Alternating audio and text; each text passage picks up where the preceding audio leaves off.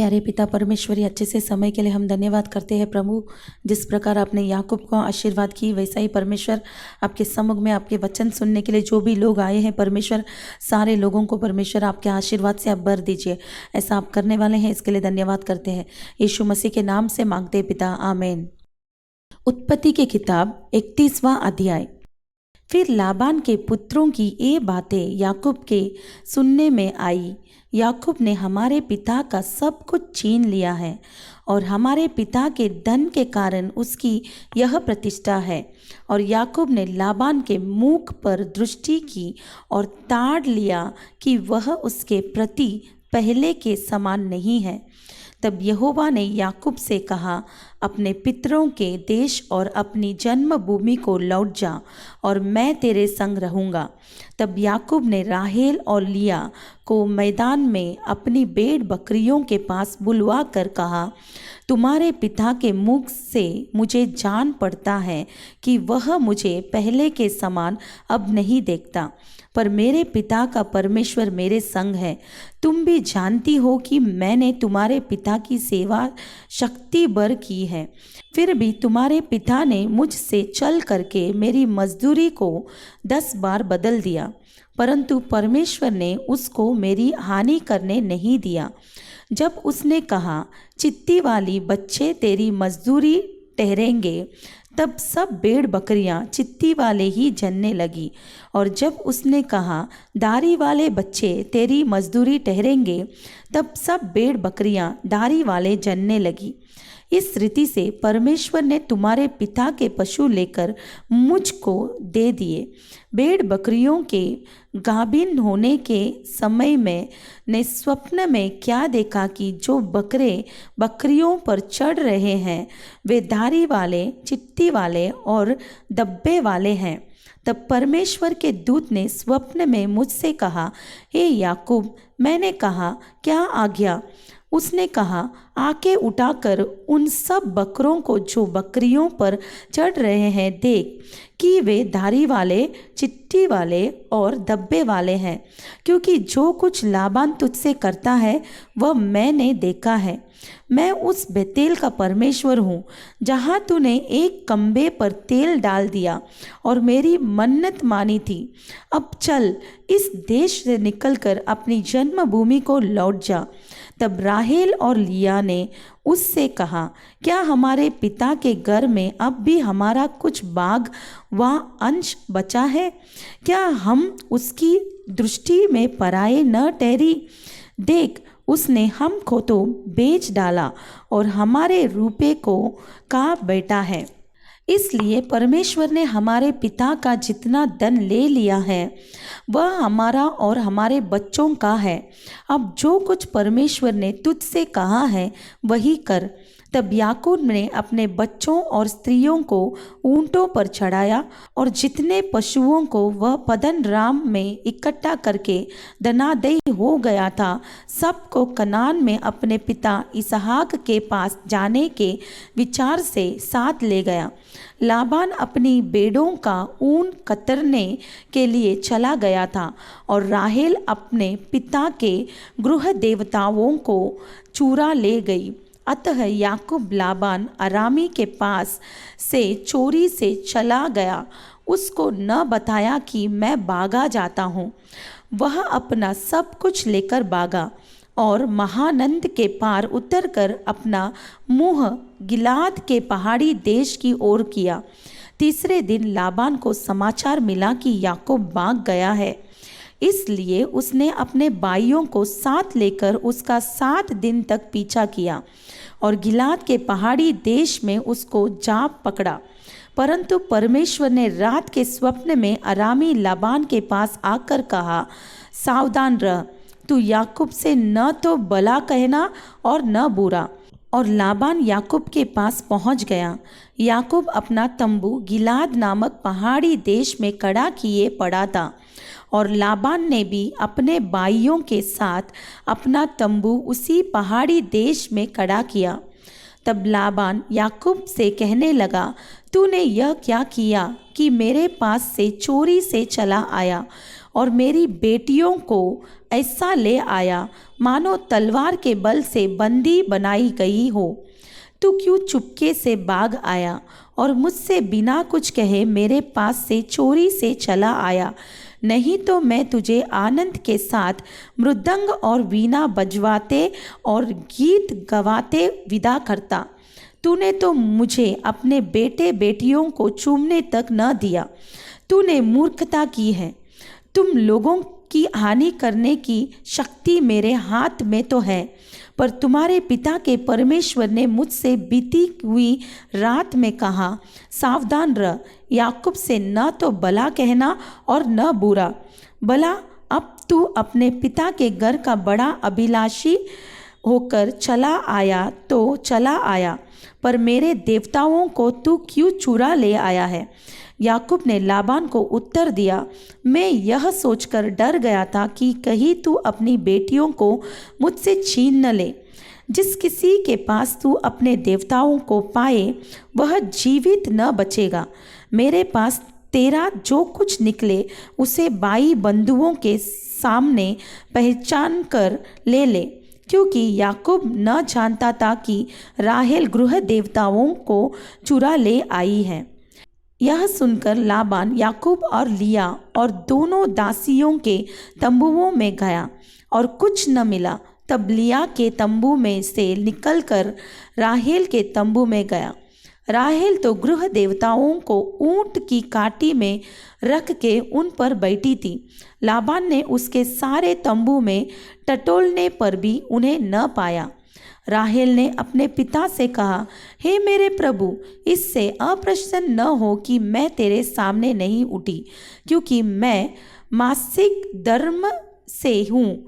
अतः उसे ढूंढने पर भी गृह देवता उसको न मिले। राहेल ने अपने पिता से कहा, हे मेरे प्रभु, इससे अप्रसन्न न हो कि मैं तेरे सामने नहीं उठी, क्योंकि मैं मासिक धर्म से हूँ। अतः उसे ढूंढने पर भी गृह देवता उसको न मिले। तब याकूब क्रोधित होकर लाबान से झगड़ने लगा और कहा, मेरा क्या अपराध है, मेरा क्या पाप है कि तूने इतना क्रोधित होकर मेरा पीछा किया है? तूने जो मेरी सारी सामग्री को टटोल कर देखा, तो तुझको अपने घर की सारी सामग्री में से क्या मिला? कुछ मिला हो तो उसको यहाँ अपने और मेरे भाइयों के सामने रख दे, और वे हम दोनों के बीच न्याय करें। इन 20 वर्षों तक मैं तेरे पास रहा, इनमें न तो तेरी भेड़ बकरियों के गर्भ गिरे और न तेरे मेंढों का मांस मैंने कभी खाया। जिसे बनेले जंतुओं ने फाड़ डाला, उसको मैं तेरे पास न लाता था। उसकी हानि मैं ही उठाता था, चाहे दिन को चोरी जाता चाहे रात को, तू मुझ ही से उसको ले लेता था। मेरी तो यह दशा थी कि दिन को तो घाम और रात को पाला मुझे खा गया और नींद मेरी आंखों से भाग जाती थी। 20 वर्ष तक मैं तेरे घर में रहा। 14 वर्ष तो मैंने तेरी दोनों बेटियों के लिए और 6 वर्ष तेरी भेड़ बकरियों के लिए सेवा की, और तूने मेरी मजदूरी को 10 बार बदल डाला। मेरे पिता का परमेश्वर अर्थात अब्राहम का परमेश्वर, जिसका भाई इसहाक भी मानता है, यदि मेरी ओर न होता तो निश्चय तू अब मुझे चूचे हाथ जाने देता। मेरे दुख और मेरे हाथों के परिश्रम को देखकर परमेश्वर ने बीती हुई रात में तुझे डांटा। लाबान ने याकूब से कहा, ये बेटियां तो मेरी ही है और ये बच्चे भी मेरे ही हैं और ये भेड़ बकरियां भी मेरी ही है, और जो कुछ तुझे देख पड़ता है वह सब मेरा ही है। परंतु अब मैं अपनी इन बेटियों और इनकी संतान से क्या कर सकता हूँ? अब आ, मैं और तू दोनों आपस में वाचा बांधे और वह मेरे और तेरे बीच साक्षी ठहरे। तब याकूब ने एक पत्थर लेकर उसका खंभा खड़ा किया। तब याकूब ने अपने भाई बंधुओं से कहा, पत्थर इकट्ठा करो। यह सुनकर उन्होंने पत्थर इकट्ठा करके एक ढेर लगाया और वही ढेर के पास उन्होंने भोजन किया। उस ढेर का नाम लाबान ने तो यज्र शहादुता, पर याकूब ने गिलियाद रखा। लाबान ने कहा, यह डेर आज से मेरे और तेरे बीच साक्षी रहेगा। इस कारण उसका नाम गिलियाद रखा गया। और मिस्पा भी, क्योंकि उसने कहा, जब हम एक दूसरे से दूर रहे तब यहोवा मेरी और तेरी देखभाल करता रहे। यदि तू मेरी बेटियों को दुख दे या उनके सिवाय और स्त्रियां ब्याह ले तो हमारे साथ कोई मनुष्य तो न रहेगा, पर देख, मेरे तेरे बीच में परमेश्वर साक्षी रहेगा। फिर लाबान ने याकूब से कहा, इस डेर को देख और इस कम्बे को भी देख, जिनको मैंने अपनी और तेरे बीच में खड़ा किया है।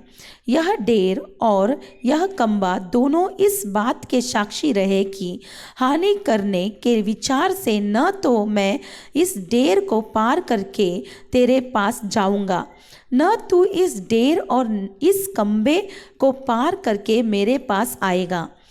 अब्राहम और नाहोर और उनके पिता तीनों का जो परमेश्वर है वही हम दोनों के बीच में न्याय करे। तब याकूब ने उसकी शपथ खाई जिसका भय उसका पिता इसहाक मानता था। और याकूब ने उस पहाड़ पर मेल बलि चढ़ाया और अपने भाई बंधुओं को भोजन करने के लिए बुलाया। तब उन्होंने भोजन करके पहाड़ पर रात बिताई। भोर को लाबान उठा और अपने बेटे बेटियों को चूमकर और आशीर्वाद देकर चल दिया और अपने स्थान को लौट गया। मत्ती की किताब 18वां अध्याय।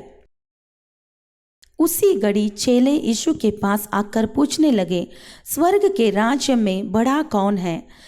इस पर उसने एक बालक को पास बुलाकर उनके बीच में खड़ा किया और कहा, मैं तुमसे सच कहता हूँ कि जब तक तुम न फिरो और बालकों के समान न बनो, तुम स्वर्ग के राज्य में प्रवेश करने नहीं पाओगे।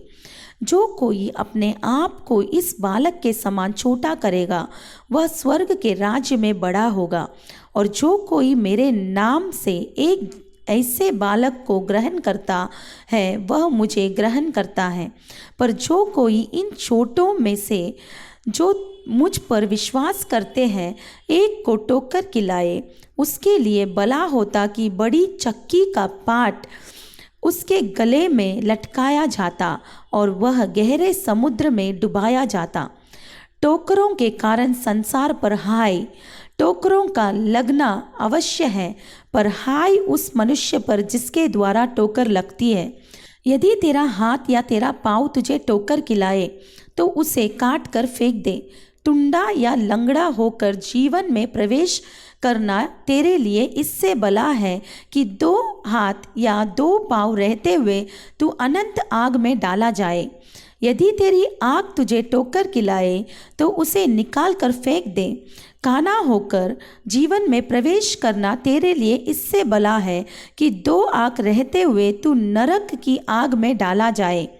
देखो, तुम इन छोटों में से किसी को तुच्छ न जानना, क्योंकि मैं तुमसे कहता हूँ कि स्वर्ग में उनके दूत मेरे स्वर्गीय पिता का मुँह सदा देखते हैं। तुम क्या सोचते हो, यदि किसी मनुष्य की 100 भेड़ें हों और उनमें से एक भटक जाए तो क्या 99 को छोड़कर और पहाड़ों पर जाकर उस भटकी हुई को न ढूंढेगा? और यदि ऐसा हो कि उसे पाए तो मैं तुमसे सच कहता हूँ कि वह उन 99 भेड़ों के लिए जो भटकी नहीं थी इतना आनंद नहीं करेगा जितना कि इस भेड़ के लिए करेगा। ऐसा ही तुम्हारे पिता की जो स्वर्ग में है यह इच्छा नहीं है इन छोटों में से एक भी नष्ट हो। यदि तेरा भाई तेरे विरुद्ध अपराध करे तो जा और अकेले में बातचीत करके उसे समझा। यदि वह तेरे सुने तो तूने अपने भाई को पा लिया। यदि वह न सुने तो 1 या 2 जन को अपने साथ और ले जा कि हर एक बात 2 या 3 गवाहों के मुंह से निश्चित की जाए। यदि वह उनकी भी न माने तो कलीसिया से कह दे, परंतु यदि वह कलीसिया की भी न माने तो तू उसे अन्य जाति और महसूल लेने वाले जैसा जान। मैं तुमसे सच कहता हूँ, जो कुछ तुम पृथ्वी पर बांधोगे वह स्वर्ग में बंधेगा, और जो कुछ तुम पृथ्वी पर खोलोगे वह स्वर्ग में खुलेगा। फिर मैं तुमसे कहता हूँ, यदि तुम में से 2 जन पृथ्वी पर किसी बात के लिए एक मन होकर उसे मांगे, तो वह मेरे पिता की ओर से जो स्वर्ग में है उनके लिए हो जाएगी। क्योंकि जहाँ 2 या 3 मेरे नाम पर इकट्ठा होते हैं, वहाँ मैं उनके बीच में होता हूँ। जब पतरस ने पास आकर उससे कहा, हे प्रभु, यदि मेरा भाई अपराध करता रहे तो मैं कितनी बार उसे क्षमा करूँ? क्या 7 बार तक? यीशु ने उससे कहा, मैं तुझसे यह नहीं कहता कि 7 बार तक, वरन 7 बार के 70 गुने तक। इसलिए स्वर्ग का राज्य उस राजा के समान है जिसने अपने दासों से लेखा लेना चाहा। जब वह लेखा लेने लगा तो एक जन उसके सामने लाया गया जो 10,000 तोड़े का कर्जदार था। जबकि चुकाने को उसके पास कुछ न था। तो उसके स्वामी ने कहा, यह और इसकी पत्नी और बाल बच्चे और जो कुछ इसका है वह सब बेचा जाए और कर्ज चुका दिया जाए। इस पर उस दास ने गिरकर उसे प्रणाम किया और कहा, हे स्वामी, धीरज धर, मैं सब कुछ भर दूंगा। तब उस दास के स्वामी ने तरस खाकर उसे छोड़ दिया और उसका कर्ज भी क्षमा कर दिया। परंतु जब वह दास बाहर निकला तो उसके संगी दासों में से एक उसको मिला जो उसके 100 दीनार का कर्जदार था। उसने उसे पकड़कर उसका गला घोटा और कहा, जो कुछ तुझ पर कर्ज है भर दे। इस पर उसका संगी दास गिरकर उससे विनती करने लगा, धीरज धर, मैं सब भर दूंगा। उसने न माना, परंतु जाकर उसे बंदी गृह में डाल दिया कि जब तक कर्ज भर न दे तब तक वही रहे। उसके संगी दास यह जो हुआ था देखकर बहुत उदास हुए और जाकर अपने स्वामी को पूरा हाल बता दिया। तब उसके स्वामी ने उसको बुलाकर उससे कहा, हे दुष्ट दास, तूने जो मुझसे विनती की तो मैंने तेरा वह पूरा कर्ज क्षमा कर दिया। इसलिए जैसा मैंने तुझ पर दया की, वैसे ही क्या तुझे भी अपने संगी दास पर दया करना नहीं चाहिए था? और उसके स्वामी ने क्रोध में आकर उसे दंड देने वालों के हाथ में सौंप दिया कि जब तक वह सब कर्ज भर न दे तब तक उनके हाथ में रहे। इसी प्रकार यदि तुम में से हर एक अपने भाई को मन से क्षमा न करेगा तो मेरा पिता जो स्वर्ग में है तुमसे भी वैसा ही करेगा। नीति वचन 19वां अध्याय। जो निर्धन कराई से चलता है वह उस मूर्ख से उत्तम है जो टेढ़ी बातें बोलता है। मनुष्य का ज्ञान रहित रहना अच्छा नहीं, और जो उतावली से दौड़ता है वह चूक जाता है। मूढ़ता के कारण मनुष्य का मार्ग टेढ़ा होता है और वह मन ही मन यहोवा से चिढ़ने लगता है।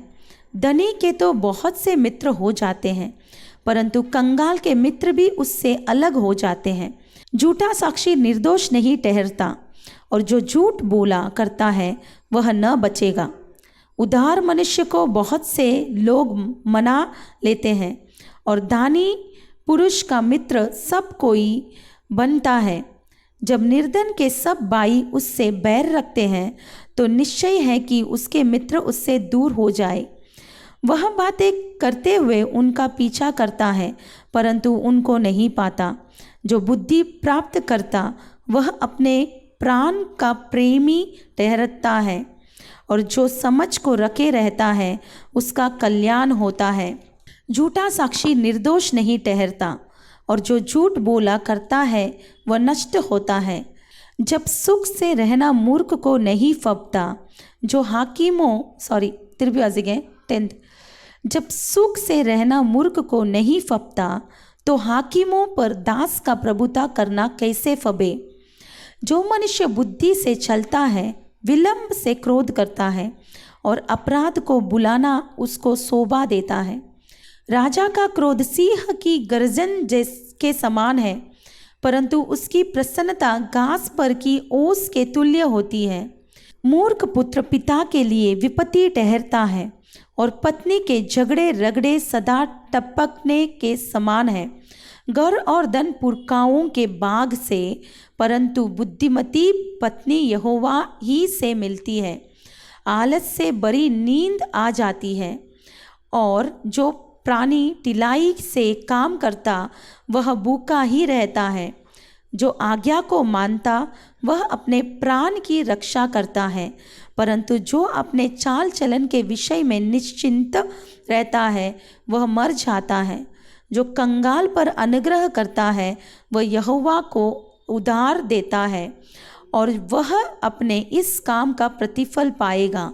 जब तक आशा है तो अपने पुत्र की ताड़ना कर, जानबूझकर उसको मार न डाल। जो बड़ा क्रोधी है उसे दंड उठाने दे, क्योंकि यदि तू उसे बचाए तो बारंबार बचाना पड़ेगा। सम्मति को सुन ले और शिक्षा को ग्रहण कर, कि तू अनंत काल में बुद्धिमान ठहरे। मनुष्य के मन में बहुत सी कल्पनाएं होती है, परंतु जो युक्ति यहोवा करता है वही स्थिर रहती है। मनुष्य कृपा करने के अनुसार चाहने योग्य होता है, और निर्धन जन झूठ बोलने वाले से उत्तम है। यहोवा का भय मानने से जीवन बढ़ता है, और उसका भय मानने वाला ठिकाना पाकर सुखी रहता है। उस पर विपत्ति नहीं पड़ने की। आलसी अपना हाथ ताली में डालता है, परंतु अपने मुंह तक कौर नहीं उठाता। टट्टा करने वाले को मार, इससे बोला मनुष्य समझदार हो जाएगा, और समझ वाले को डांट, तब वह अधिक ज्ञान पाएगा। जो पुत्र अपने बाप को उजाड़ता और अपनी माँ को भगा देता है वह अपमान और लज्जा का कारण होगा। हे मेरे पुत्र, यदि तू भटकना चाहता है तो शिक्षा का सुनना छोड़ दे। अधर्मी साक्षी न्याय को थट्टे में उड़ाता है, और दुष्ट लोग अनर्थ काम निगल लेते हैं। टट्टा करने वालों के लिए दंड ठहराया जाता है, और मूर्खों की पीठ के लिए कोड़े हैं। प्यारे पिता परमेश्वर, अच्छे से समय के लिए हम धन्यवाद करते हैं प्रभु। जिस प्रकार हमने आपके वचन में देखा परमेश्वर, यहोवा का भय मानना ही परमेश्वर हमारे लिए आशीर्वाद है, हमारे लिए सब कुछ है परमेश्वर। आज जो भी लोग आपके वचन सुने हैं परमेश्वर, सारे लोग आपके भय मानकर आपके वचन के अनुसार चलने के लिए आप मदद कीजिए परमेश्वर। ऐसा आपने की है, इसके लिए धन्यवाद करते हैं। यीशु मसीह के नाम से मांगते हैं पिता, आमीन। God bless you.